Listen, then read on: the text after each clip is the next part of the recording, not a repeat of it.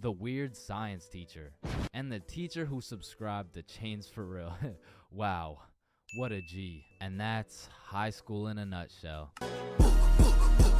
Alright, I already touched on the unspeakable things that go down in the high school bathrooms, bro. But there's only one place on earth that is more foul than those bathrooms. And it's the goddamn locker rooms. That room smells like complete and utter dog shit mixed with Axe spray. Like maybe I just went to school with a whole lot of Discord mods, but the rancid smell of the boys' locker room would contaminate anything in a 50-foot radius. And shit, Lord knows what goes down in that questionable place. Like you'll walk in there and see anything, bro. Motherfuckers will be having fights, chicken fights, group fights, sword fights. Like any laws and rules simply don't apply to the boys' locker room. Motherfuckers will be throwing hands, selling drugs, committing arson, committing several counts of fucking tax evasion, shit, you name it. It's pretty much a GTA lobby in that bitch. Like I remember one day I walked into PE and my teacher was like, "Hey,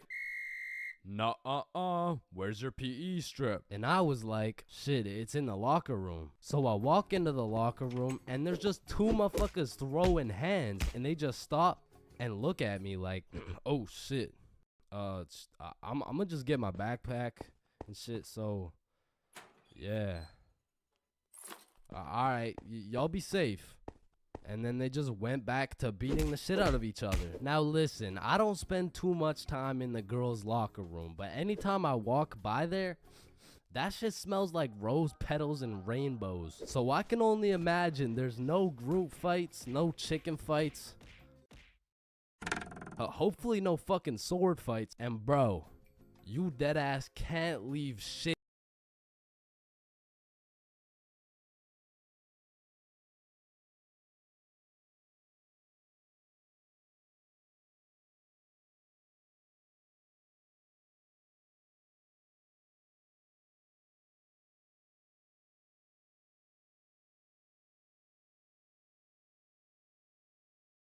in the locker room. Like if you leave anything not locked up, it's gone. These kids are ruthless, bro. They're snatching your wallet, your phone, your clothes. Shit, they're taking your PB&J sandwich. And the thing is, if you want your PB&J back, you're gonna have to get it back in blood, because there's no laws in the locker room. See, if someone snatched my sandwich in math class, I'm turning into 6'9", bro.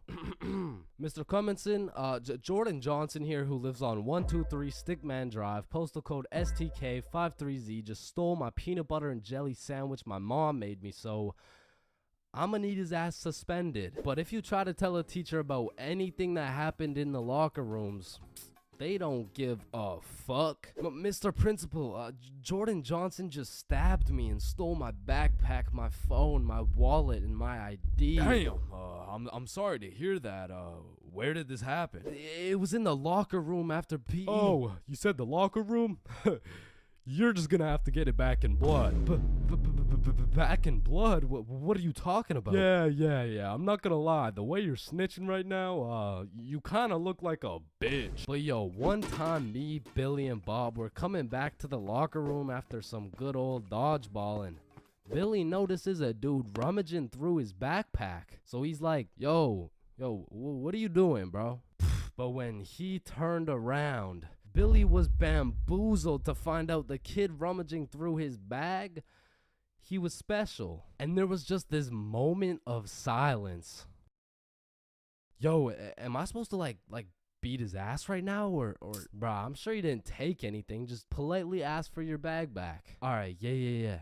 Oh, hey man, can I get my bag back, please? And the kid just hugged Billy, and then he left. And I'm still confused to this day, but I'm gonna be honest, locker rooms weren't all that bad, cause sometimes you'd walk in that hole and they would just be throwing a party. Now it still smells like ass, and there was literally no females, but it was still kind of lit. Like you'd walk in there and it would transform into the club. Shout out my Lego, that's me. I'm in this bitch with TP. I'm in this bitch with Ultra. Or you'll walk in there and they'll just be giving out free pizza. Like walking into the locker room is a gamble. You might walk in there and get robbed, or you'll get some fucking pizza. I don't know. But what I do know is there's only 10 types of dudes in the locker room. Starting with that one kid who must have thought it was the 1800s the way he was whipping motherfuckers. Next, we got the poor guy who's just trying to change. He's quiet, he's normal, and he changes. It's a locker room, so it makes sense. Then we got that one poor soul who gets absolutely cooked by the entire locker room. Yo, why is Kevin built like Mike Wazowski? Bro's got no neck. We're stick men. None of us have necks. Shut up. You skip neck day. Yeah, he skips neck day. Next, we got Bob. Bob's just that guy that casually takes his shirt off, and he's built like Giga Chad. Like, shit. Fucking sexy ass Bob. And I don't know why, but there was always that one guy who thought it was a good idea to just whip his nuts out. Unprovoked, uncalled for, completely out of pocket. Like, what do you look like with your nuts out in a room with 30 half-naked sweaty dudes? Like, personally in that situation, I'm keeping my balls in my boxers. Thank you very much. And bro, tell me why there was always one kid who was just dousing himself in Axe spray. And it's always the mustiest motherfucker doing it too. Like, who's gonna tell him that Axe spray doesn't replace taking showers, bruh? And I don't know about your locker room, but for mine, there was always a dude eating. Like, out of all the places on earth, why are you eating in the locker room? Like, for some reason, there's something about eating around a bunch of dudes in their boxers that just doesn't sit right with me. I mean, simply by bringing that sandwich into the locker room makes it contaminated. That sandwich will be tasting like wet dog and Axe spray. And next, we got the kid who just makes as much noise as humanly possible. Shut the fuck up. And then there's that one dude who decides he's having a shower. And all power to that guy, but personally, there is no fucking way I'm showering in school. Like, I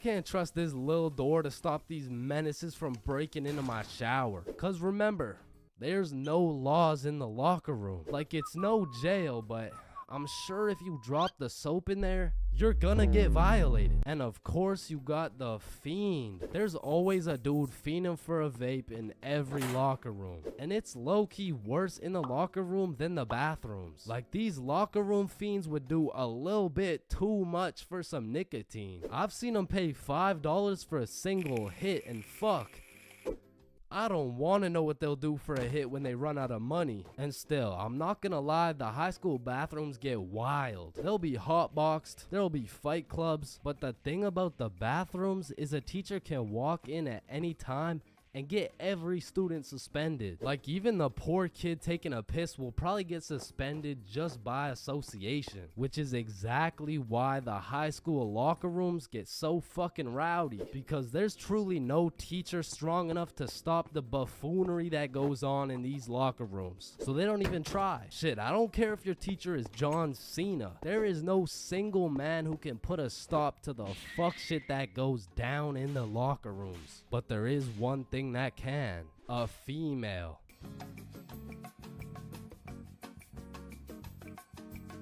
Man, there's a lot of questionable places on Earth, like the Bermuda Triangle or Area 51 or even this place.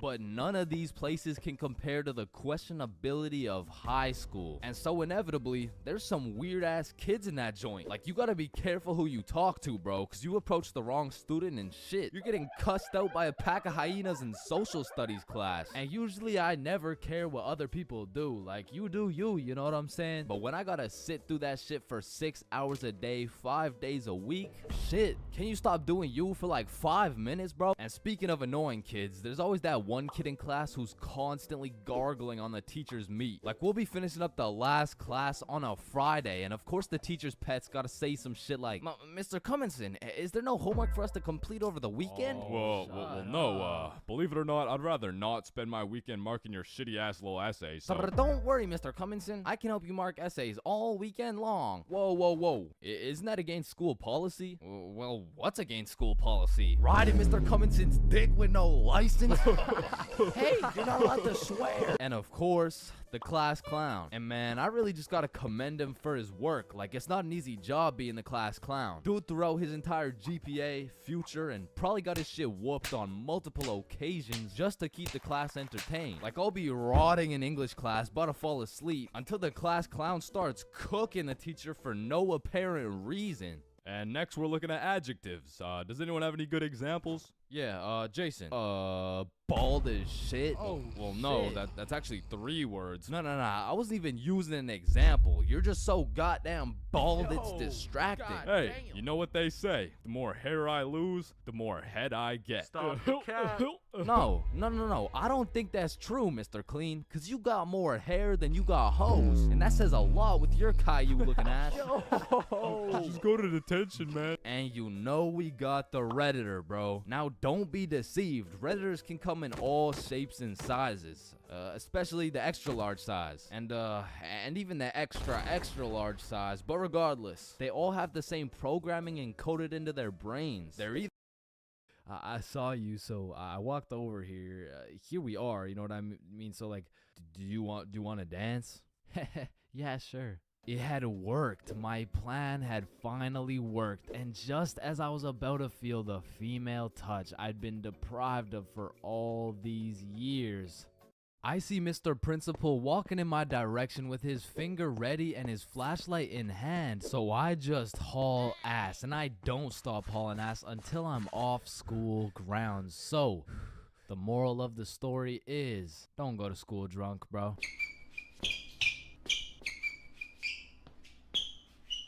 High school bathrooms have to be one of the most unorthodox places in the entire world. Walking into the bathroom, you have absolutely no clue what to expect. And honestly, that's the best part. I remember one time I had walked into the bathroom, you know, to take a piss. And when I had opened the door, I was not surprised to see some motherfucker getting his head shaved bald. And these dudes were so casual about it too. Yo, what's up? What up?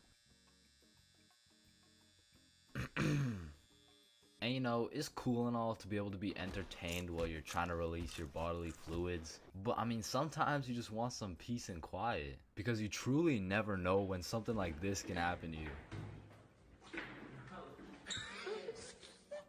And that is precisely why I'm scared to ever shit in the school bathroom. And listen, my school bathroom has always been bad, but these TikTok trends that keep popping up made the bathroom situation so much worse. Yo, look at this TikTok.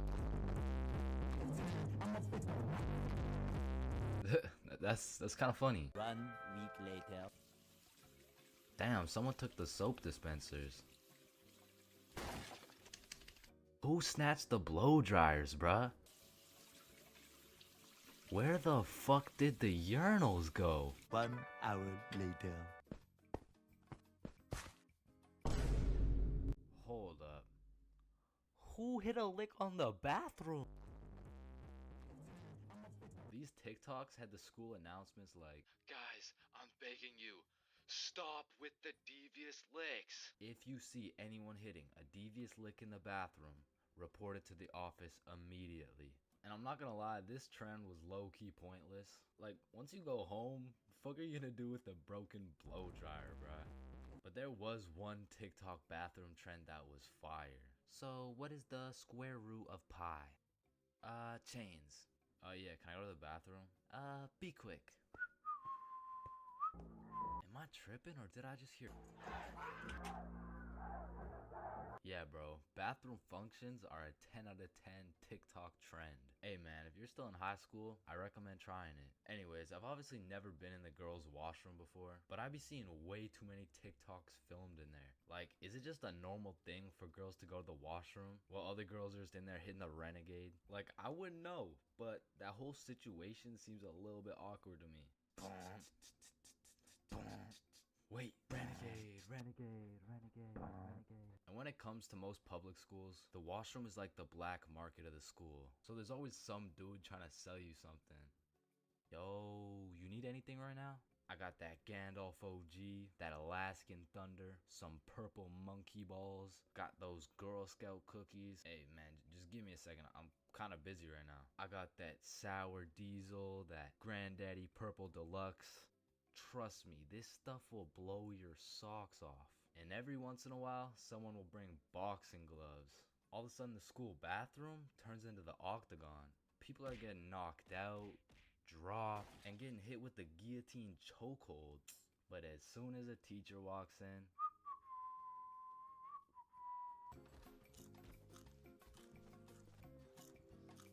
skipping class in high school is a slippery slope. Like one day you can skip and it'll slide no problem. Like, Oh, hey, buddy. Welcome back. We missed you. yeah. You skip 2 days, you're chilling. Hey, look who's back. Yeah. But when you go to class after skipping 3 days, all of a sudden shit is serious. Chains, why haven't you been here, huh? Well, you know, it was some family stuff. Oh, yeah, family stuff. What family stuff? What I don't really want to talk about. What family stuff? It was my grandma's funeral. Damn. But that is no reason to miss a test. And Lord forbid, if you miss a whole week, the school board turns into the FBI. Like during the whole pandemic, one of my homies refused to go to any online classes. And one day he was enjoying his extended vacation while smoking up outside his crib. Next thing he knows, he's making direct eye contact with his science teacher while smoking grass. And because they started going FBI mode when you skip your classes, the homies discovered a top secret method so we could skip classes with 0 consequences. So when you would skip a class, the teachers would instantly hop on their laptops and whip up an email along the lines of, Mrs. For real, are you aware that your son Chains has missed his science class today? If this is continued, Chains' grade will continue to drop, which might ultimately lead to him failing my class. Mr. Perkinson. Now, Mr. Perkinson would write these emails with the hopes of my mom reading them and then beating my ass. When it really went like, my mom would read it and she would politely ask me how my science class was today. I would cap my ass off and then she would proceed to beat my ass. And one day after I got my shit whooped, I was talking to the homie Bob. Yo, we're going to Chipotle next class. You trying to come? Man, I don't know. I'm getting real tired of these ass whoopings, bro. Ass whoopings? You're getting ass whoopings? Yeah, bro. Mr. Perk never fails to type up an email that results in the leather belt. Oh, what? Nobody ever told you about the secret method? Secret method? Oh, you mean like wearing extra pants so the belt doesn't hit so hard? No, I'm talking about the secret method so Mr. Perkinsons can't email your mom.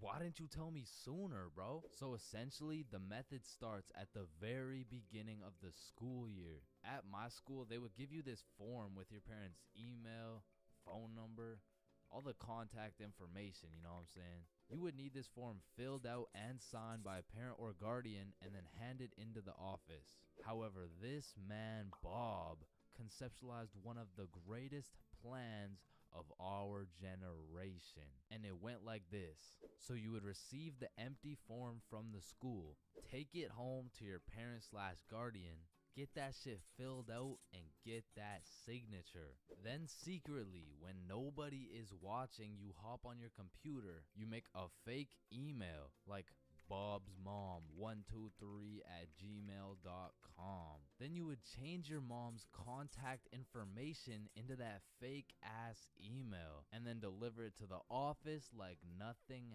happened. So when Mr. Perkinson's smartass tries to get me whooped with one of those emails, I get that shit in my inbox. I read it through and respond with some shit like, Dear Mr. Perkinsons, thank you very much for bringing this to my attention. I was unaware of my son's absence in pursuing his educational prowess. I will discipline him with a punishment that may or may not involve me whipping the absolute shit out of his tushy. Thank you, Mr. Perkinsons.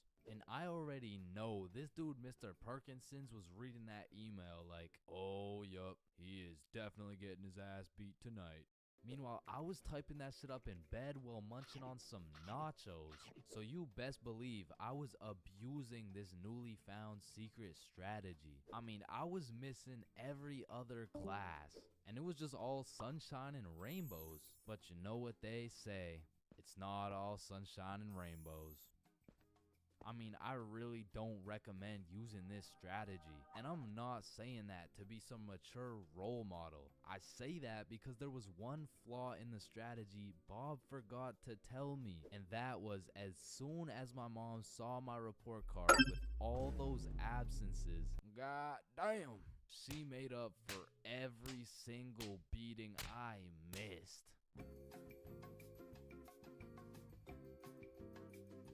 Oh shit. Ooh. Damn. That's why you don't mess with me. I'm Jordan Johnson. Mr. Johnson, why did you beat Kyle's ass? Mr. Principal, I never touched Kyle. In fact, I've never seen this kid my entire life.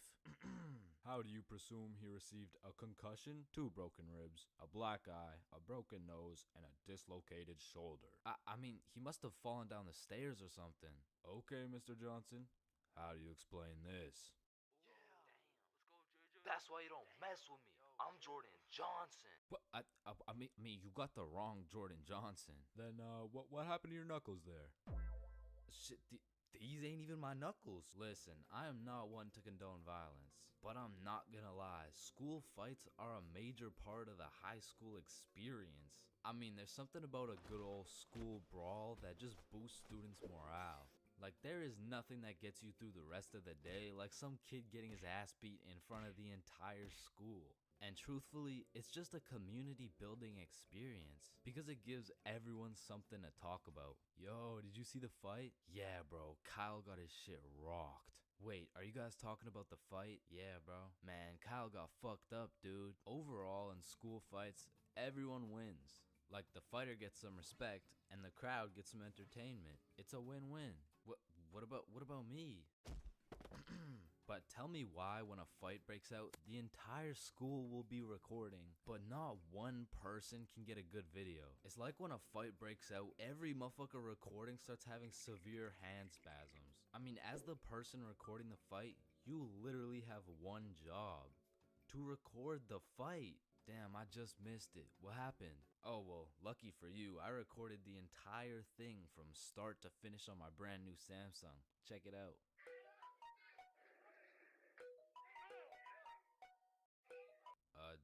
Did anyone else record the fight? Oh shit, yeah, I did on my brand new iPhone 14 that actually records in 4K.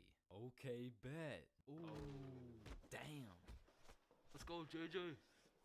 That's why you don't mess with me. But bro, there's just a video of your face for 8 minutes straight. And watching some of these fights are funny as hell, because some motherfuckers will come in swinging like KSI. Some motherfuckers are out here thinking they're Daniel LaRusso. And some motherfuckers should just not be fighting. Which is honestly the best part, because where else could you catch a 6'5", 250-pound big body scrapping some 5'2" nerd? Like, the UFC would never let that shit slide. Plus, you get to watch it all for free. But me personally, I've never gotten into a school fight. But don't get me wrong, if someone wanted to catch these hands, I could hit them with the little knuckle sandwich, if you know what I mean.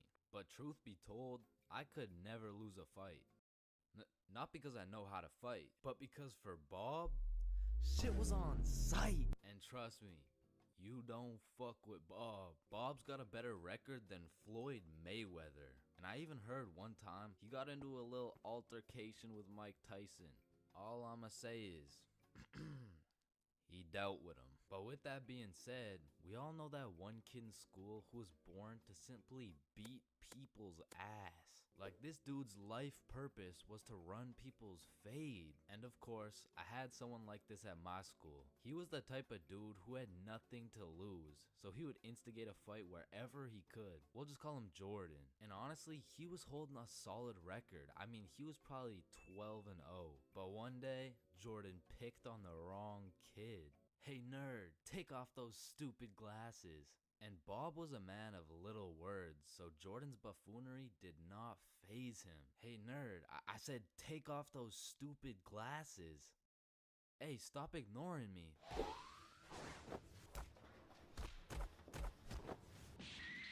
And without saying a word, Bob just ended Jordan's whole career. And ever since that day, nobody messed with Bob. That's why you don't mess with me, yo. I'm Jordan Johnson. Listen, I know some of y'all have already gone to school high, but for those of you who haven't, don't do it, bro. I only went to school baked one time in my life, and after that experience, I never did it again. So, this story takes place on your average Wednesday. I was still in grade 10 at this point, but I have to note I was not a super experienced smoker. However, with that being said, I did have some homies in grade 11 that, let's just say, they knew what they were doing. But still, my day started off like your average high schooler. Alarm goes off, hit snooze for 15 minutes, get up, stare at the wall for approximately 10 minutes, shower, eat, and head to school. This particular day, I remember being a little bit anxious because I knew I had to present my speech that I had just written the night before. But English is at the end of the day. I'm chilling for now. Plus, my first class is PE, so you know how it goes. I smoked some kids in dodgeball. I went to my next class, got smoked in math. The bell rings and I dip for lunch. See y'all boys. Yeah, peace out, man. I do. So I link up with the gang for lunch, and we kind of mob around the school for a minute, but we end up just chilling in this forest right outside our school. And this is when one of my experienced friends whips out that Zaza. We'll just call him Jimmy for now. Jimmy just asks everyone, "Are you dudes trying to smoke?" "Yeah, for sure." "Hell yup." "Nah, I'm all good." At first, I was the only person who didn't want to, but as I sat there, feeling the vibes, intaking the positive energy from the surrounding vegetation, I came to the conclusion the vibes were right. It was just me and my trusted homies, secluded in a peaceful area. I mean, what's the worst that could happen, right? And man, when it comes to drinking, I'm a certified heavyweight champion. But for whatever reason, when it came to smoking, I had the tolerance of a newborn baby. But then again, what would I look like taking this lil ass inhale? So I did what any dumbass individual would do. Yo, look at Chains. Yo, chill, dude. Damn. So my friends are low-key hyping me up. And I'm out here thinking, I am such a cool guy. I am literally that guy. I'm literally that guy. But much like everything else, everyone forgot about it in 5 minutes. But I'm still left with all this tetrahydrocannabinol compounds waiting to alter my neural chemistry. So as we're walking back to the school, the THC raids my brain like the FBI. FBI, open up! And I just eat the ground, bro. Had me looking like my controller just disconnected. And my friends just look at each other like, fuck. Maybe you should just go home, bro. Yeah, dude. There's no way you'll be able to go to class like this. So we make our way over to this bench outside, and I'm weighing out my options. I'm trying to find the best scenario to get out of this alive. I narrowed it down to roughly 2 options. I can either go home, get whooped by my mom, and get grounded for another 1.5 years, or I could thug it out, just go to class, running the risk that my teacher might find out I'm baked. So me and my friends are brainstorming, using the good old pros and cons method. Going home. Pros. Cons. I will get whooped. Staying at school. Pros. Cons. I might get whooped. Staying at school it is. The bell rings, my friends wish me good luck, but my next class was science, and I had the #1 homie in that class. Bob. So Bob is just being a W, mans. He's absolutely carrying me in this group science experiment while I'm literally passed out sleeping on the desk. Bell rings, Bob wishes me good luck and dips. Now I'm all on my own, but I just got 1 more class. I'm almost done. What class do I even have again? Oh yeah, English, right? So I make my way to English. I sit down. All right. So today we're doing our speeches.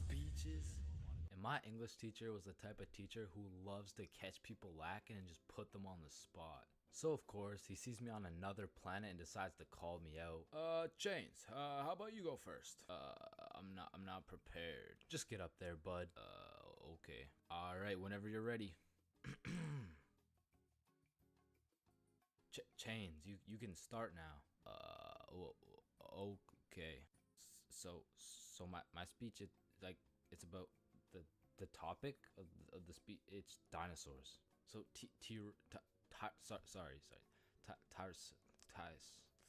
Tyrannosaurus Rex has short arms. Yeah, it changed. Don't worry about it. You can sit down. You could just go tomorrow. It's all right. Thank you. Thank you. Yeah, man, this is why you don't show up to school high, bro.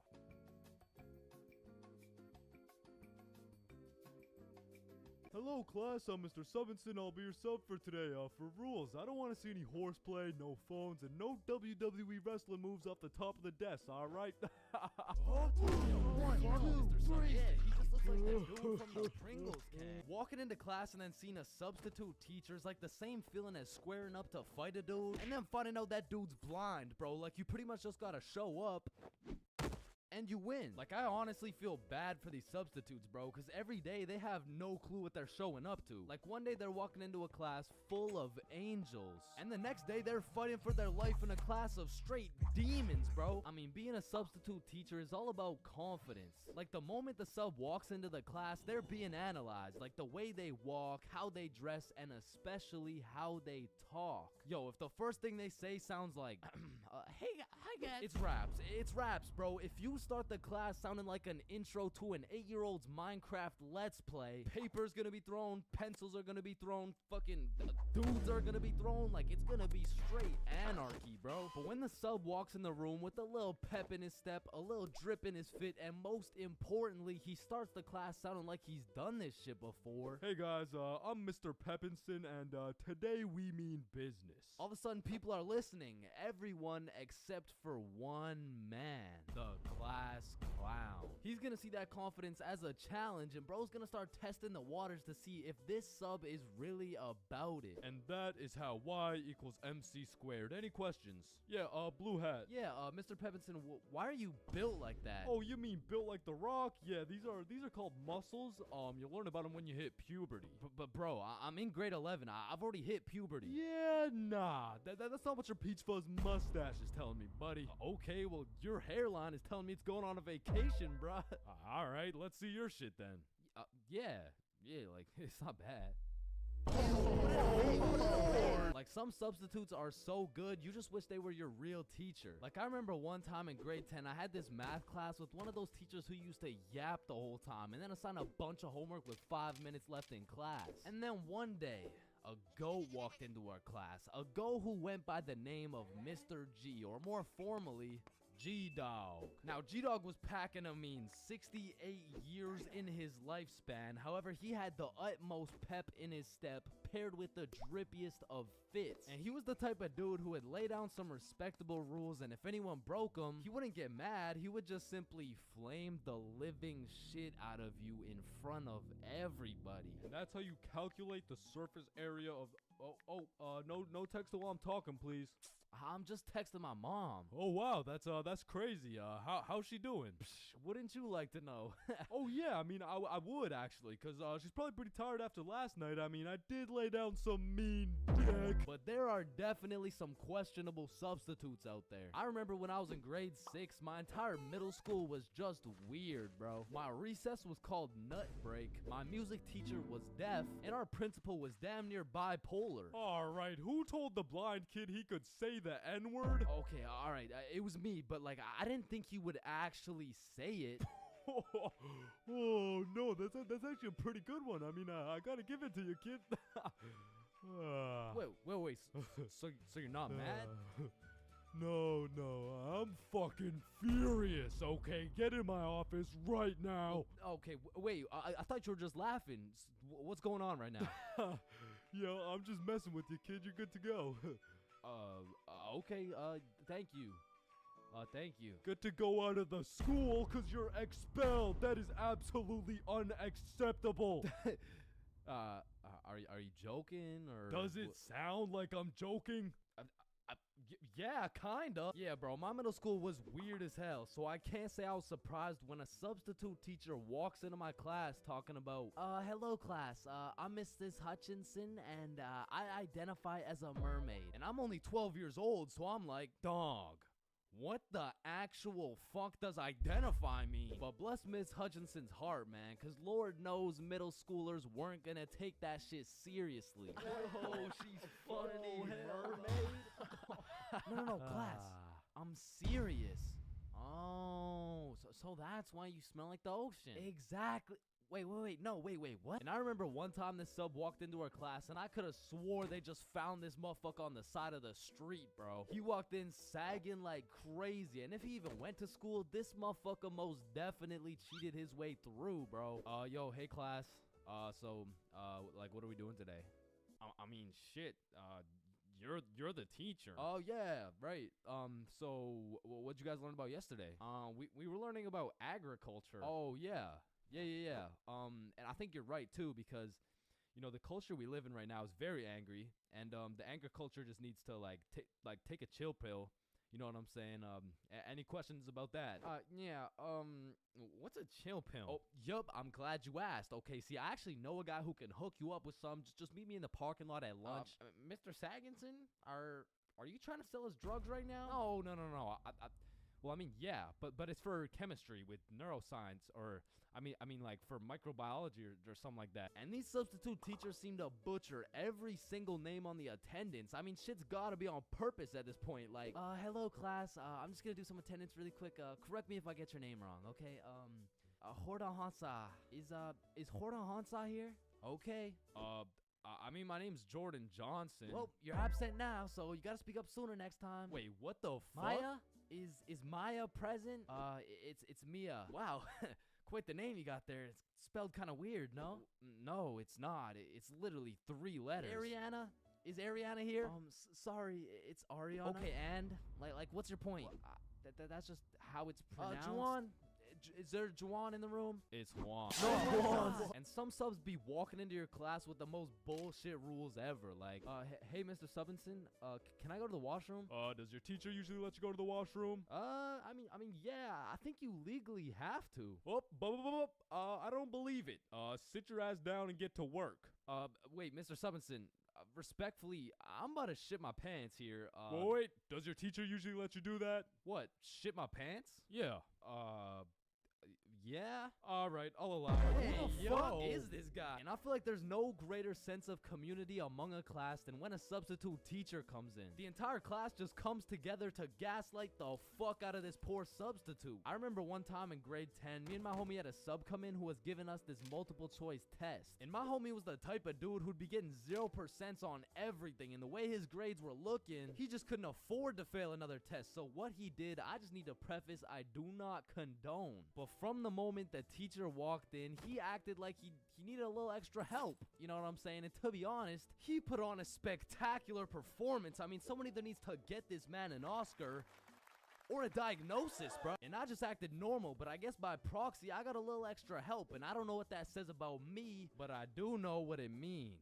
It means the substitute teacher walked out of that class happy she was able to help 2 students in need. And it also means me and my homie both walked out of that class with 100% on our tests.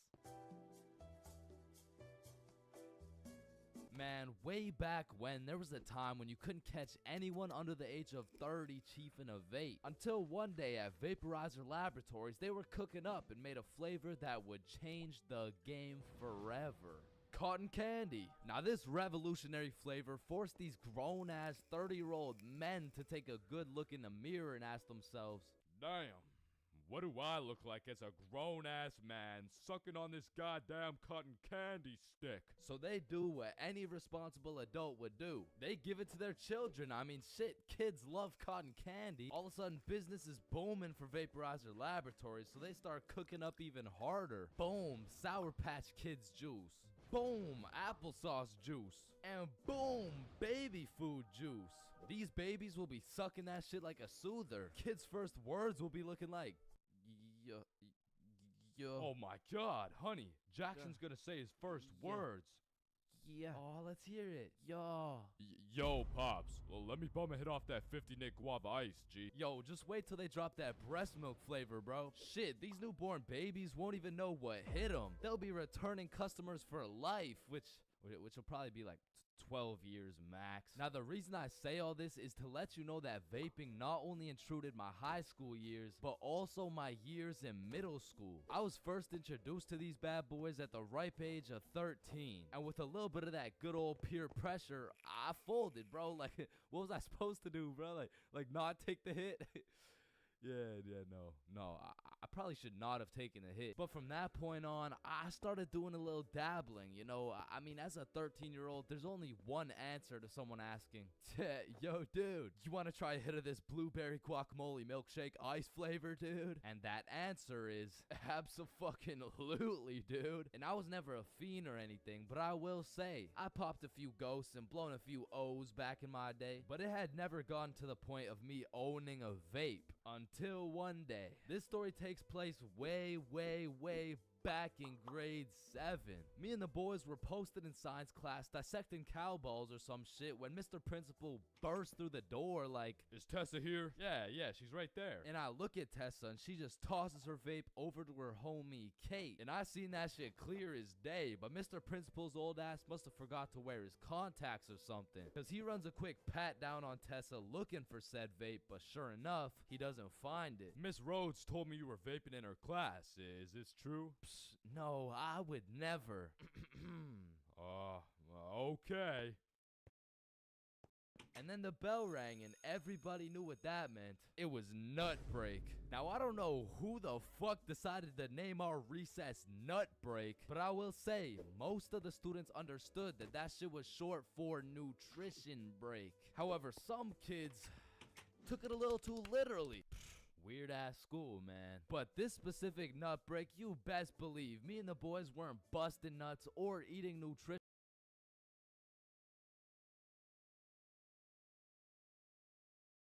It is not my intention here to flaunt a high-flown philosophical discussion on the relation between soul and body.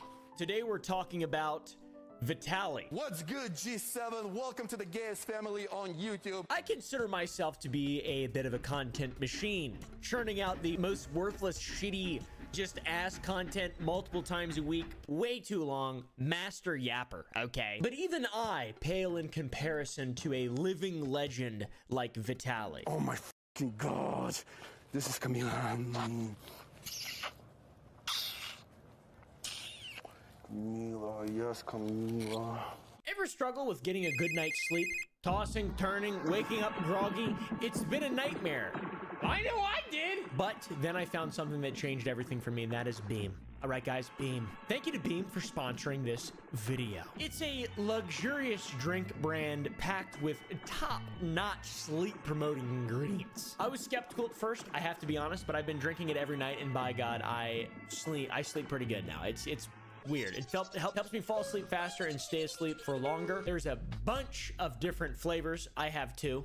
Chocolate peanut butter and cinnamon cocoa. It's delicious hot cocoa that helps you sleep. And now, normally hot cocoa would keep you up because there's caffeine in cocoa. They got all kinds of nice stuff. They even have a blend that contains CBD, but their founder blends are free of CBD. My favorite is a CBD containing version, and it's been a game changer for me. I take a lot of CBD oil, I'm gonna be honest with you guys. With Dream, I don't just fall asleep, I wake up feeling refreshed with no grogginess. It's tasty, it's delicious, it's easy to incorporate into my nightly routine. And guess what? It's only 15 calories, fellas and girl.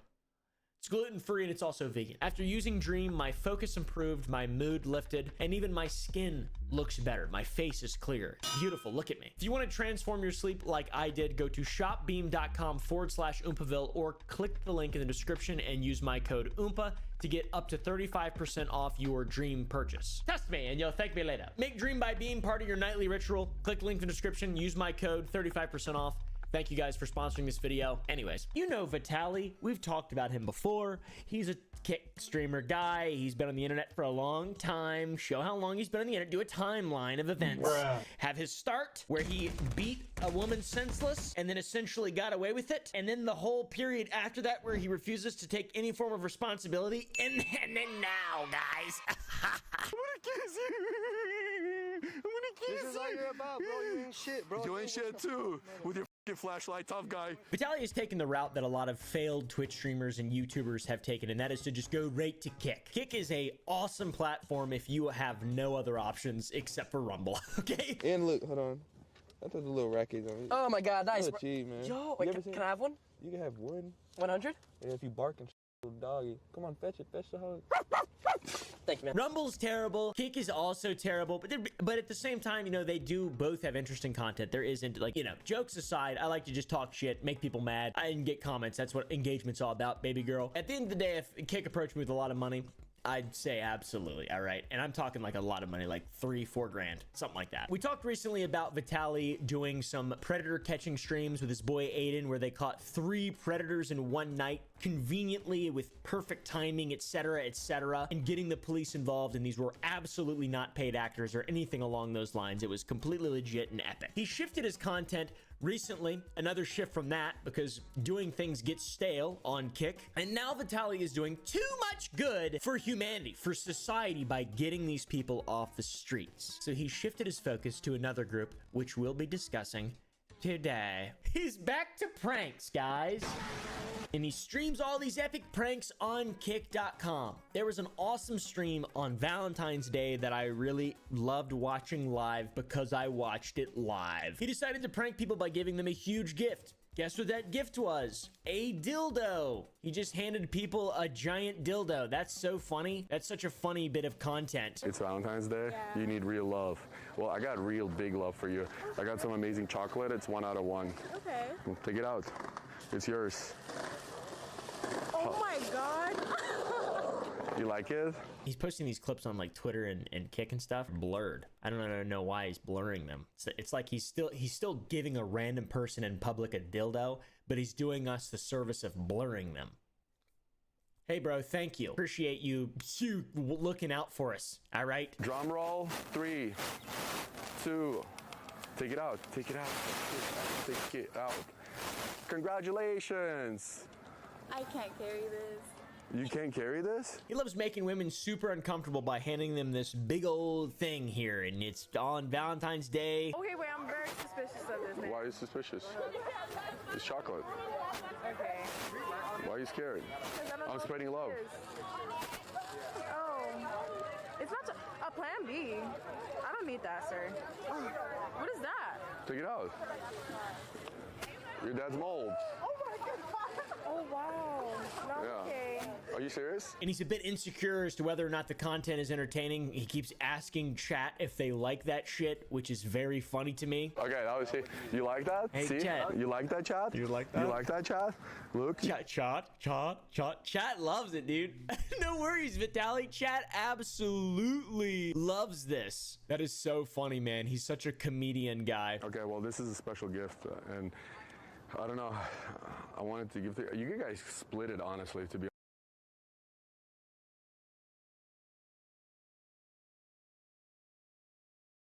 Travis. Who are you? I'm Travis Scott. From a young artist out of Houston who suffered through poverty and homelessness to a best-selling hip-hop star with millions of diehard fans, few careers compare in success to that of Travis Scott. His massive fan base is proof enough, but he has the brand deals and consistent #1s to back it up. If anyone is at the top of the world, it's LaFlame. And yet, it's impossible to ignore the glaring stain that tarnished his career back in 2021. This moment was supposed to kill his career, and his numbers began plummeting as death tolls rose at the Astroworld Festival. But only a couple of years later, he's as popular and beloved as ever. It's your boy Luesta, and today we'll explore how Travis Scott defeated the odds and proved he's too big to fail. His story begins in the place where it nearly fell apart, Houston, Texas. Where did it all start? It started on fucking 2026 Waterfall Drive, man. My mom's house, my dad's house. I turned my bedroom into a full-blown studio, like fuck the bed, fuck everything, man. Like I slept in a chair, you know, shit was just like real, you know? A young Jacquees Webster showed interest in music ever since he was a kid, a product of his dad and grandfather who pursued music as a drummer and a jazz player respectively. But despite his early hustle to become a hip-hop artist, his parents recognized the lack of stability there and pushed him to attend college instead. He ended up enrolling at the University of Texas at San Antonio, but his time here was short-lived. You see, school wasn't really Travis's thing. He was very intelligent, but at the time, he knew that he had the talent to become something greater. This led him to do something risky, and at first, it didn't pay off. He snuck behind his parents' back at the age of 19 and dropped out of school entirely. His parents continued to send him money for school, but he was using every penny to fund flights to New York and Los Angeles, the hip-hop capitals of the world. You just moved to New York on the I want to try to pursue this? Well, I was in college. My mom thought I was in school. So she thought I was paying for school, but she was like paying for like food and plane tickets. This dangerous game only lasted so long though. After paying him a surprise visit at school, his parents realized that he was long gone. That's when they decided to teach him a lesson, the hard way. His parents cut off all financial support, and without a job or any breakthrough opportunities in the rap game, Travis was forced into a period of true homelessness. I was homeless at this time. Like I had no crib, none of that. You were homeless or you were couch surfing? Nah, I was like homeless. Like, you were in the street? Yeah, in the street, like in my friend's car. Oof. Travis had invested everything to his name into making his rap career work, and it completely backfired. Or so he thought. What seemed to be the biggest mistake of his young life would soon turn into something far different, becoming his golden opportunity to have everything he dreamed of. While his time in New York may have led him to homelessness, it's also where he recorded a few tracks that caught the attention of A-list rappers like T.I. and Kanye West. One track in particular caught their eyes, titled Lights, Lovesick. All on TV crying, I'm alright looking while I'm probably in the ride going alley fucking with Molly. Unsurprisingly, this video stood out to fans and artists alike. The wild visuals and a cadence on par with growing artists like Kid Cudi and Kanye West set him apart, yet made his work feel familiar. People were blown away by this debut and recognized the talent behind the man who created it. It was actually upon landing in LA that Travis heard from T.I. At first, he didn't believe it, but in no time, he was working with him in the studio before being flown back to New York by Kanye with the same goal in mind. These monumental sessions allowed Travis to sign with Grand Hustle Entertainment and Good Music in 2012, the record labels of T.I. and Ye respectively. Having these talented men take him under their wings put Travis in a good starting spot, yet it came with intimidation. I played Ye my music. He fucked with this shit so hard, man. It's like, man, you gonna be the future, man. How do you feel when he said that? Man, that's like a lot of pressure. He spent the next year working behind the scenes on projects for Ye, Jay-Z, and tons of other class acts. And it was this hard work that earned him a spot in the 2013 XXL freshman class alongside Ab-Soul and Joey Badass before ever dropping a project of his own. That, pass that, light it up and it blow. Imagery abstract is like NASDAQ when I stock it up and it grow. This opportunity set Travis before the eyes of the mainstream. And what better time to start releasing? Only a few months following the cypher, his debut mixtape, Owl Pharaoh, was born, and was quickly followed by Days Before Rodeo in 2014. Days Before is often thought to be Travis's best work by his diehard fans, which is crazy because it was never meant to be a full project. You know, I just dropped this free album. Now, what's with this free album, man? You just want to give away free music? I mean, I just thought like it was like at a point where I'm about to drop my album called Rodeo. So I just want to like instill like, you know, the sound of like, you know, kind of like tell people like what my album's gonna feel like and like the story, the pre-story to it, you know. Regardless, fans love the accessibility of the album, and many recognize this project as his first attempt at establishing a unique sound. The raw talent on the line here made the mixtape unforgettable. With all this in mind, the perfect storm was brewing for Travis Scott to launch him into success. And he capitalized hard on this momentum with a quick follow-up in 2015. Don't you open up that window. Don't you let out that antidote. Yeah. Popping pills is all we know.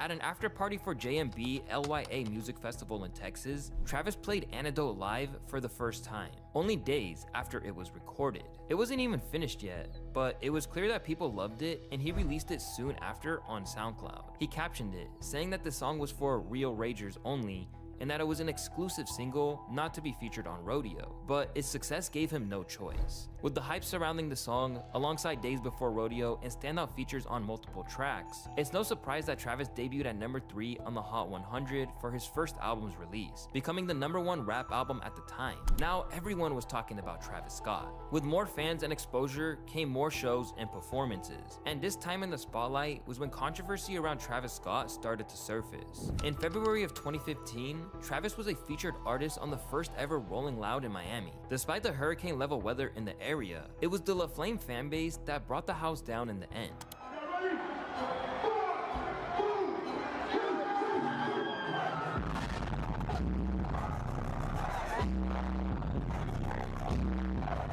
The chaotic nature of his shows truly began to shine, and it was clear that the energy he was bringing to rap was much like that of punk rock and heavy metal. That summer, Trav was arrested after his Lollapalooza performance for disorderly conduct, as he seemed to encourage the crowd to rush the stage.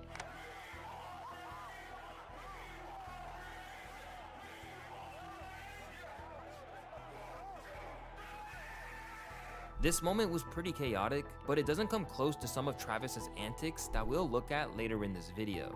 Inciting this behavior landed him a year of court supervision, but other than the slap on the wrist, he mostly got off scot-free and avoided any jail time or major fines. However, Travis defended the nature of his shows and defended himself in this interview, claiming he's not this angry psycho motherfucker and that he just gets excited. He goes on, reminding everyone that he doesn't want to hurt anybody, he's just a kid, still learning how all of this works. Chilling words that wouldn't age well for the young star. Travis continued his streak into 2016 with the release of Birds in the Trap Sing Like McKnight, which debuted at number 1, outperforming Drake, Rihanna, Beyonce, and others that week. Not bad for a rookie. With the immediate success of this album, which many consider one of his weakest works, it was clear that the hype was very real, and his insane crowds at shows like Made in America Festival would only further prove it. And of course, he continued to establish that his concerts were rough, rowdy, and rage exclusive, making statements like these on stage.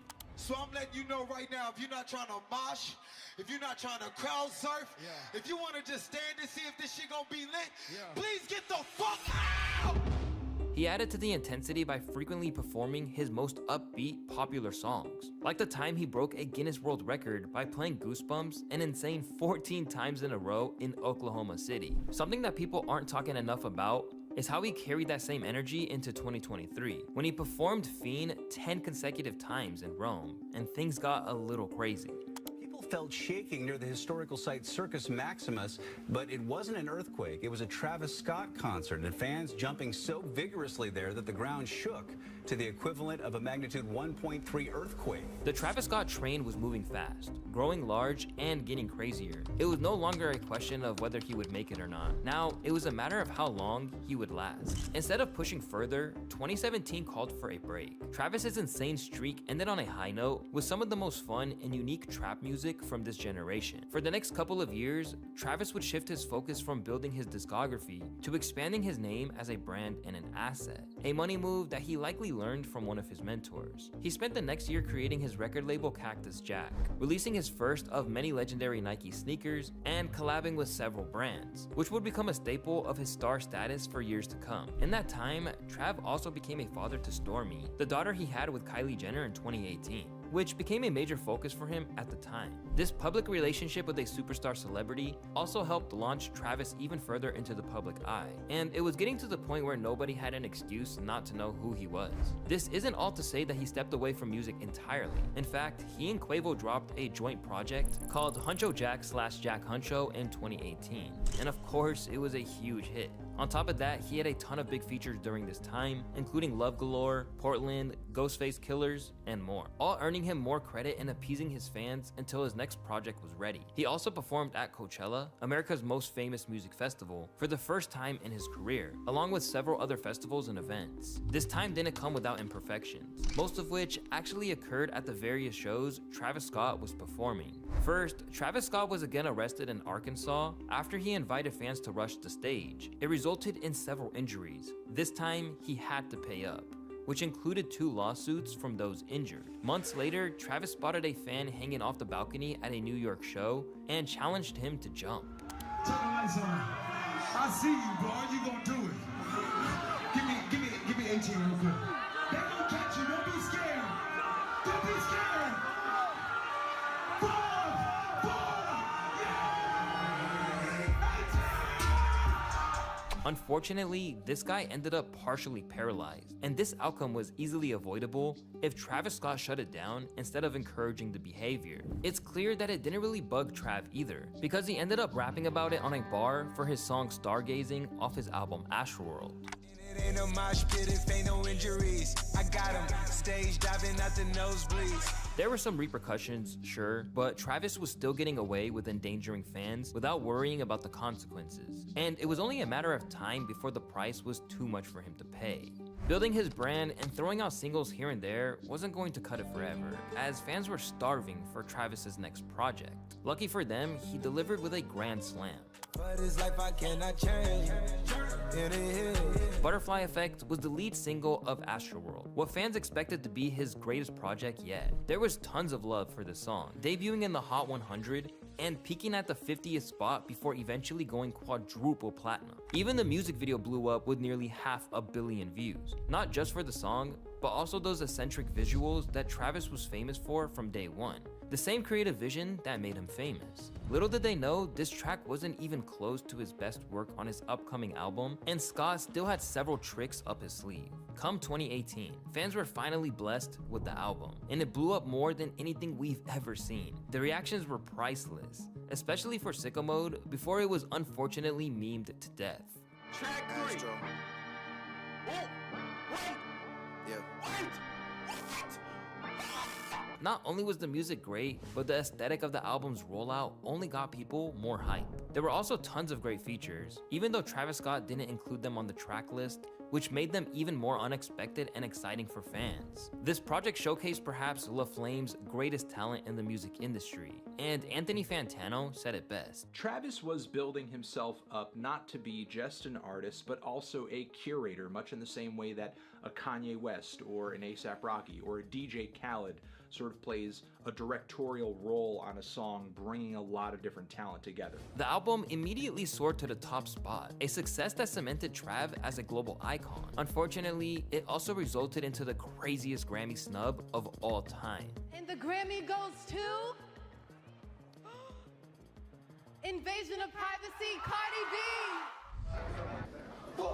Besides this, nothing could go wrong for Travis. The album was followed by 3 insane singles that each spent time at #1, Highest in the Room, Franchise, and The Scots. Not to mention that we also got some iconic verses from him on Love Hurts, Overdue, ZZ, and much more. Meanwhile, Travis's brand deals were taking off. He was still putting out heat with Nike, now along with PlayStation, Recess Puffs, and even Fortnite. Only the second artist to ever hold a concert in-game. He even collabed with McDonald's for their first celebrity meal in almost 30 years, becoming the second person to ever do so behind only Michael Jordan, and it spawned some hilarious videos. You already know why I'm here. I'm sorry? No, I'm just kidding. Can I just have 2 Oreo McFlurries? Oh, damn it. Oh, damn, we don't even got ice cream. What? Travis was so insanely big during this time that the mayor of Houston gave Travis the key to the city and even pledged to reopen the original Astroworld theme park that the project was inspired by. Across the hill, we're gonna bring another amusement theme park back to the city. I could go on and on and on about how successful this man was, especially during the Astroworld days. His rise to the top is incredible, and I don't think we've ever seen anything like it. Which is why what happened in November of 2021 is all more confusing, unexpected, and devastating. What went wrong at the Astroworld Music Festival? An estimated 50,000 people at the sold-out event, the crowd pushing forward during the performance by rapper Travis Scott. Stop the show! Stop the show! At one point, the crowd chanting, "Stop the show," as an injured person lay on the ground. We need somebody to help him. Somebody passed out right here. Somebody passed out right here. Hold on, don't touch him, don't touch him. Everybody just back up. First off, I want to give my condolences to the families of these 10 victims who sadly lost their lives on the first night of Astroworld 2021. Ranging from 27 to 9 years old, these individuals were sadly pronounced dead after becoming compressed in the uncontrolled crowd that night, which went on to injure hundreds more. This comes after major accommodations were made after Astroworld 2019, when fans also rushed the stage. Barricades were made stronger, and the size of emergency staff increased to 1,200. They even cut the size of the event in half, from 100,000 to 50,000 attendees, but it wasn't enough. And to make matters worse, fans were storming in, making the venue extremely overcrowded. And as we've seen time and time again, Travis's shows are known to stir chaos and occasionally violence. These factors combined produce rap's most tragic concert. This day will forever live in infamy amongst Houston, and tragically at the hands of a man who was considered a hero of the city. The world was frozen in shock at what unfolded that night, and the next step was not only unclear, but unfathomable. What should have come next is hard to say, but whatever it was is far from what happened. Only a couple of days after the events unfolded, Travis posted a video on his Instagram. Let's just say people were not quick to accept his apology. I just want to send out prayers to the ones that was lost last night. My fans really mean the world to me, and I always just really want to leave them with a positive experience. This video was immediately met with criticism for its forced, ingenuine nature. People were saying it sounded like an apology to a sibling and making fun of his body language throughout the video. Man, you can tell this clip is serious because he put the black and white filter on it, fuck.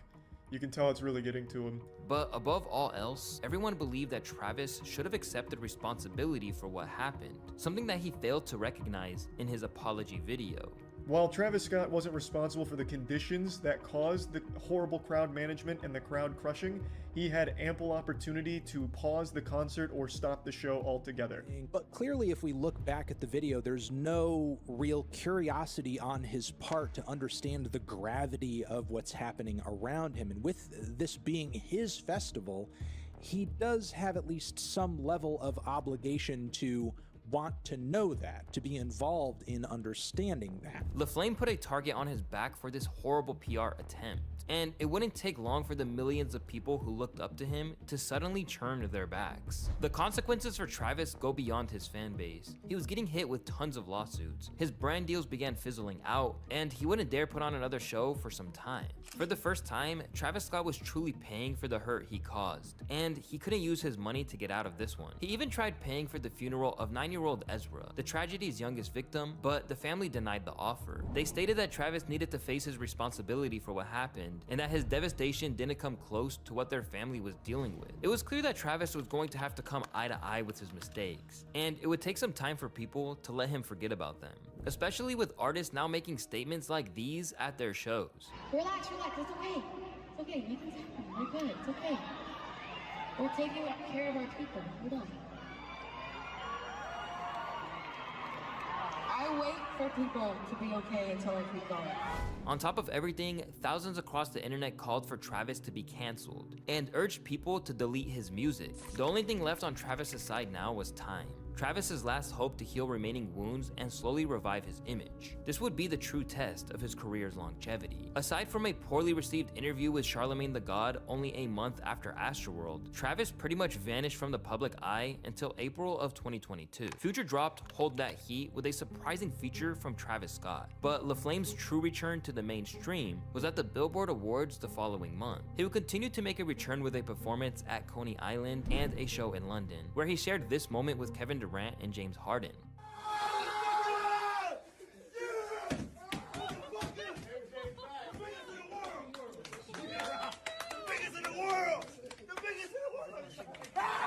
Looking back, this felt like a classic Travis clip, and it was small moments like these that gently brought his personality back to the public eye and helped people warm back up to him. He made his festival return over the summer too, when Future brought him out at Rolling Loud Miami. Travis was making some good, steady progress in his strive to return to the mainstream, highlighted by several strong 2022 features on tracks such as Let's Pray, Trance, and Never Sleep. As the year rounded out, rumors were spreading that Travis's next album was on the way, Utopia. This would be the true test of his career. Was he really back? Would people actually tune in? Whatever questions remained, this would be the defining moment to answer them all.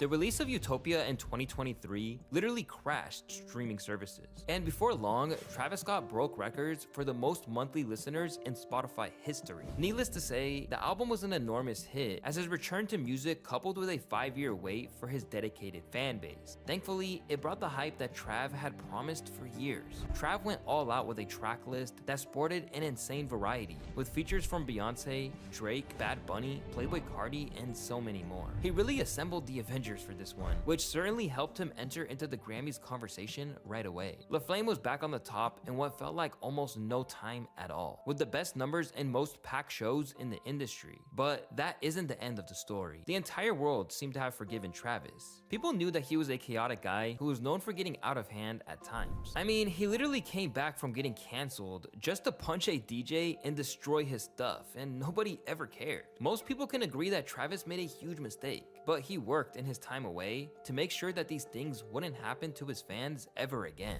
People who have been at his recent shows talk about the improved security presence and how the tragedy itself has kept concert goers more mindful. However, this is one hurdle that Travis has yet to get over, and it's his own hometown of Houston, where the tragedies of Astroworld feel all too recent to this day. In October of 2023, the mayor of Houston announced that Trav would be playing in the city, this time with a well thought out approach for the venue, security, etc., to make everyone more safe and comfortable. But whenever the tour dates for Utopia came out weeks later, Houston's glaring absence had people scratching their heads. The exact details behind this are pretty unclear, and there are many speculations as to why it didn't work out. But one thing that is for certain, the people of Houston haven't forgiven Travis and certainly didn't accept his lousy apology back in 2021. It's no secret that Travis is an awkward guy and has often struggled.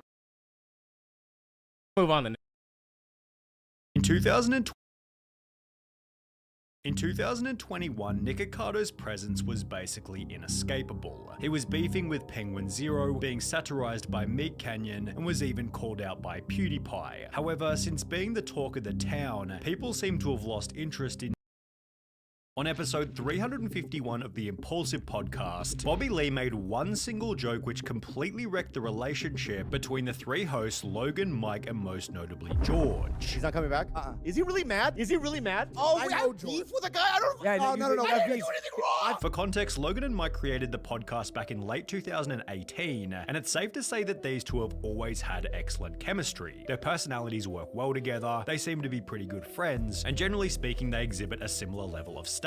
Keeping a permanent third host, on the other hand, has proven much more difficult. The first 150 episodes featured a third host named Spencer, who eventually left the podcast to move to Hawaii, after which the role went to Logan's childhood friend Mac, who'd then also leave after getting into a fight with Mike over their difference in interests. On episode 219 in September 2020, the next and most recent third host was announced as George Janko, Introducing the third co-host of Impulsive, my best friend, George Janko, who was certainly different to the previous two. George was introduced as a more emotional counterpart to Logan and Mike, as he had a reputation for wearing his heart on his sleeve, while Logan and Mike were almost the exact opposite. In addition to this, George was a devout Christian, with discussion about his own spirituality, adding another layer of contrast to what had previously been a non-religious show. Outside of Impulsive, George practiced the art of stand-up comedy, although it'd be through comedy that he'd eventually meet his ruin. One thing was glaringly obvious from George's very first appearance. He simply wasn't on the same level as Logan and Mike. Logan has succeeded with everything from vlogs to Prime, while Mike has overcome his own set of challenges and has proven himself as a fantastic interviewer who meshes well with almost every guest on the show. George, on the other hand, has always felt a little too much like, well, just another guy who Logan met at the gym.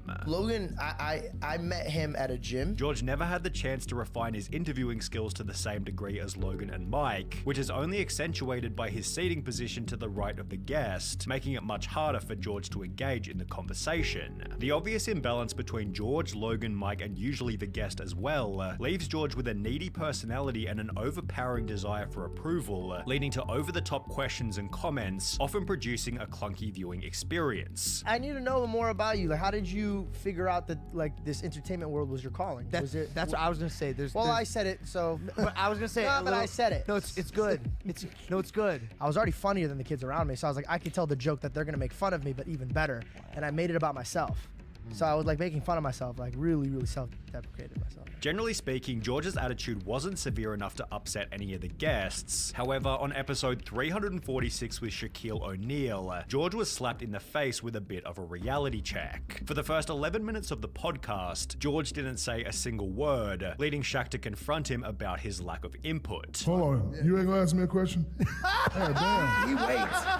He likes to wait until he's got the... Bro, listen, man, I read the Bible a lot when they talk about David and Goliath. I've never seen a giant, and so like I'm literally just, I'm a little taken. You've been sitting over here for 30 minutes and that's all you can freaking say? Fucking kidding me. No, he's not gonna say That's shit. a question. Jeez. I'm just sitting, Are you drunk? These are 10 YouTubers who have spent time behind bars, and we're going to list them from 3 hours in jail to 50 years in prison, beginning with Sam Pepper and Ice Poseidon, who got arrested together for the dumbest reason imaginable. Back in mid-2018, Sam and Ice had the genius idea of hiding in a purple wooden Fortnite llama on wheels, so they could sneak past security into VidCon, where they'd stay and film a 24-hour overnight challenge. Everything seemed to be going well in the beginning, as Sam and Ice cruised into the convention, whilst filming and laughing at security through a little peephole. However, the two seemed to forget that they were live streaming to thousands of people, and it would only take one call to VidCon to have their whole plan shut down. This call would happen less than 10 minutes after getting inside, which is followed by security and police walking straight up to them before they'd be arrested. Go ahead and step out. Yeah. Come on, fellas. What is all this? The two were taken back to the police station, banned from VidCon for life, and given a notice to appear in court, which eventually resulted in a further 2 years probation, $100 in fines, and 80 hours of community service. Sam Pepper and Ice Poseidon's arrest was short-sighted and idiotic. However, it still wasn't as stupid as the time Logan Paul was sent to jail for a whole day after getting arrested in Italy. It happened back in 2017 when Logan was in his obnoxious vlogger phase, and prior to the arrest, Logan's group had disrespected Italian norms, gotten kicked out of hotels, and had filmed locals without their permission, so by the time the group made it to Italy's famous Colosseum, they were bound to get into trouble. Logan began by stating that he knew flying a drone over the Colosseum was illegal. I understand drone shots here are illegal, so let's definitely do that. However, after putting the drone in the air anyway, the military were able to capture it. I found it. Ellipsis. Military has it. And Logan was arrested shortly thereafter. Fly of a drone in this area is illegal. No bueno. I must arrest you for this. Okay. After being released from jail later that afternoon, Logan was straight back to his idiotic self. Yo, I'm a savage, bro. Free my boy Logan. You can't stop Logan. And if anything, seemed proud of what had happened. I went to jail, bro. I've been in jail, bro. While Logan did have to spend a full day behind bars, his punishment wasn't nearly as bad as Sniper Wolf's, who after being charged with armed robbery, had to spend multiple nights in jail. It happened back in 2013 before Sniper Wolf became a big YouTuber, and the incident was explained in a video appropriately titled My Jail Story. She explained that while shopping at a department store, she was asked by security to check her bag, yet since Sniper Wolf didn't want this to happen, she pushed the security guard and ran back to her car. He stopped me, asked for my bag, and pulled it from me. I didn't know what to do. I just ran away and got in my car. Sniper Wolf seemed confident that she didn't actually have anything in her bag. I didn't even steal anything and they had no proof I did. Yet under the assumption that she was running because she'd stolen something, Sniper Wolf was arrested later that day. They took me to the police station jail, they took mugshots, and they asked us a ton of questions. She was then charged with armed robbery. I was charged with armed robbery. How? They said it wasn't official charges. They could just pretty much charge us whatever they want right now. Before she'd be sent to a larger jail complex, where she remained for 3 days before being released. I was in jail for almost 3 days. Yet this wouldn't be the last time that Sniper Wolf ended up behind bars, because 3 years later, Sniper Wolf would take to Twitter to make a new post reading, "So neighbors called the cops because they heard screaming, and I got arrested for disorderly conduct, lol at my mugshot though." This post was followed by a video simply titled Arrested, in which Sniper Wolf explained that she'd been taken to jail for the night after getting into a petty fight with her boyfriend. So of course I was screaming. I got arrested for disorderly conduct. Apparently you're not allowed to scream in your own house. And while it definitely feels like Sniper Wolf isn't telling the full story about both of her jail terms, there's definitely no missing details for the next YouTuber who was sentenced to 15 months in prison for playing a prank on a homeless person. Back in 2017, a Spanish creator with over 1 million subscribers called Reset thought it would be a good idea to take the filling out of an Oreo, replace it with toothpaste, and give it to a homeless person. Despite stating stating that the toothpaste-filled Oreo would help the homeless man clean his teeth, the community began to destroy Reset, creating a 125,000 signature petition to have his channel deleted, which accompanied a 19 million view video by Auron Play titled Reset the Most Stupid on Internet. However, Reset's worst punishment was still yet to come, as after the homeless man's daughter noticed the backlash on the internet, she'd take legal action against the YouTuber and Reset ended up in court. The judge, Rosa Aragonés, noted that it was not an isolated event and the social media star had a propensity for cruel behavior and preying on easily or vulnerable victims. She found him guilty of violating the man's moral integrity. Reset was sentenced to 15 months in prison and was ordered to pay 20,000 euros to the homeless man. Reset also received a 5-year ban from all social media, with this sentence commencing in June 2019, meaning he'll be able to return to YouTube in June 2024, although certainly with a downtrodden reputation. Beamscore was another million-plus subscriber channel who managed to land themselves in prison, although for an even longer time than Reset. The two owners of the family channel, Billy and Eva, were often seen on social media with luxury cars and extravagant homes, yet it turns out that not all of their money had been made through their YouTube channel. Because on the 23rd of February 2020, they'd upload a video titled "We Kept This a Secret Long Enough, We Were Arrested," in which they'd explained that they had a court date for an unspecified charge. Yes, we were arrested, and we have a very important date. We have a sentencing date. That will change our lives forever, for the good or for the bad. A month later, it was revealed that the couple were being accused of identity theft and defrauding the government, having accessed or attempted to access social security accounts belonging to over 1,400 different individuals without the victim's knowledge or authorization. Stealing identities to make money. That was my hustle back then. And I knew what I was doing was wrong, but it was just, I needed a way to make money. The couple explained that all of this had happened 5 years prior to beginning YouTube, although this didn't seem to matter to the judge, who sentenced the couple to 3 years in prison. I got 2 years, and Ivani got 1 year. I got a year and a day. She has a year and a day. As well as ordered them to pay back the $94,000 that they had stolen. In true family channel fashion, they then used their time in prison as clickbait for content, yet this behavior wasn't nearly as bad as Russian YouTuber Ruslan Sokolovsky, who was sentenced to 3.5 years in prison for playing Pokemon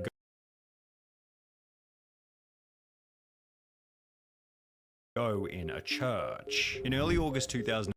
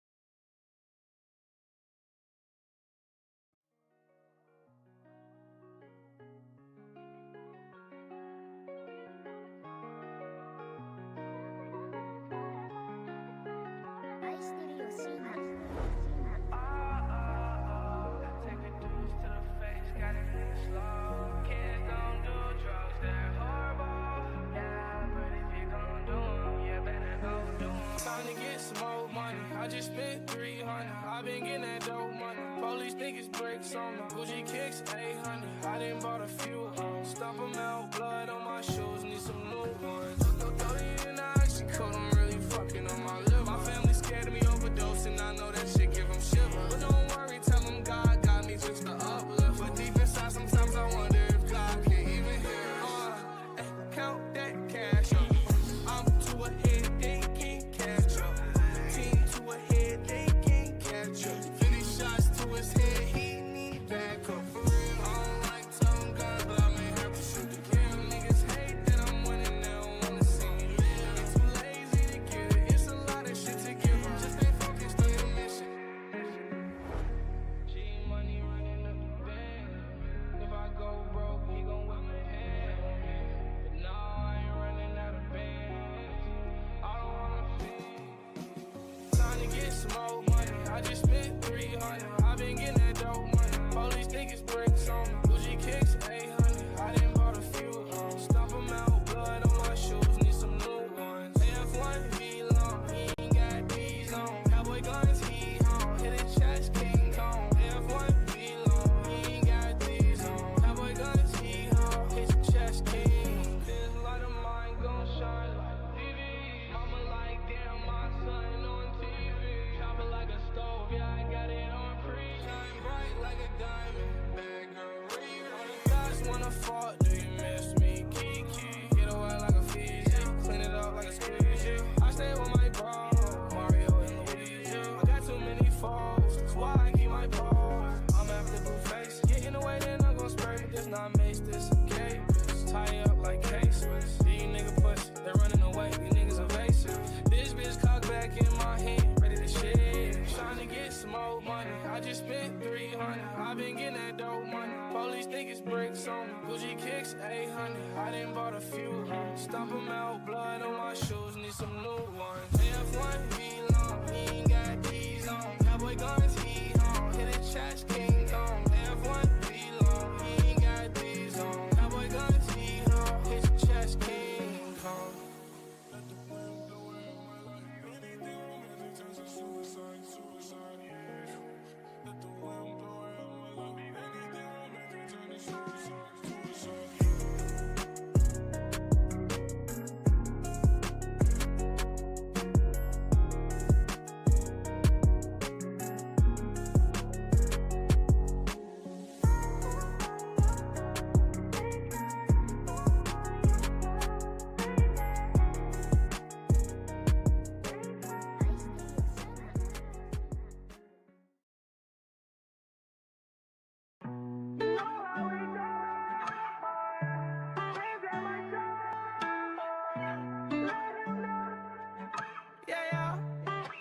How could you know, Jaden? On that bitch drip, on that bitch bar.